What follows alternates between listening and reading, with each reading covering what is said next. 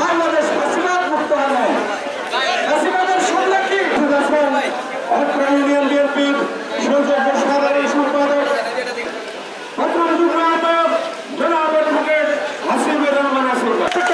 আপনারা ভোট দিয়ে গণতন্ত্রকে পুরোপুরি প্রতিষ্ঠা করবেন। আপনাদের সামনে বক্তব্য রাখবেন লক্ষ্মীপুরের সম্পদ জোর করে সিল আছে, ব্যালটের সিল। আজকে এখন আমাদের সামনের যে দিন, এই দিনটি অত্যন্ত গুরুত্বপূর্ণ। এই দিনগুলো খুব বেশি করে আমাদেরকে আরো ত্যাগ স্বীকার করতে হবে। অনেক ত্যাগ স্বীকার আগেও করেছি, কারণ আমাদের সংগ্রাম, আমাদের লড়াই এখনো শেষ হয় নাই। আমরা মনে করছি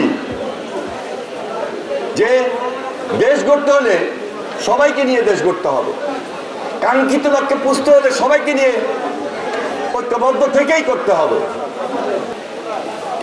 আজকে